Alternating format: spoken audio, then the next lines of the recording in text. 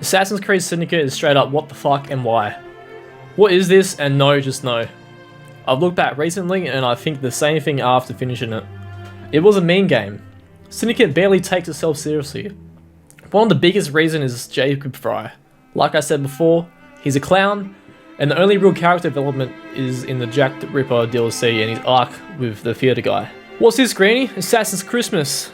Piss poor in my opinion, but funny this quote is what you think about when you think about Syndicate.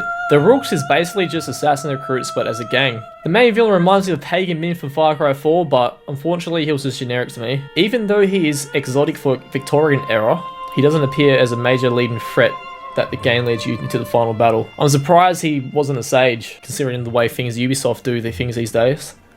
The Victorian setting is alright, but no one really wanted it compared to the other potential settings like, I don't know, Japan, India, or Egypt.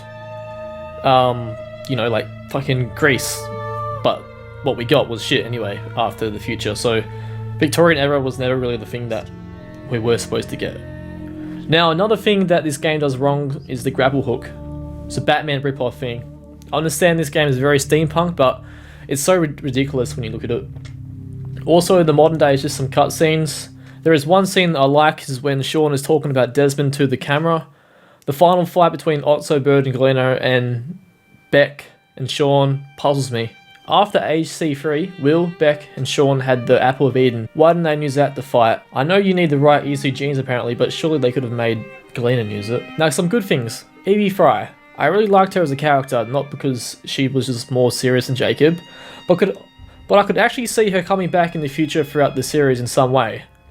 The romance between her and Henry had potential, at best. I could see a spin-off where Evie and Henry are in India in the 1800s. By the way, Evie and Henry actually did move to India after the game.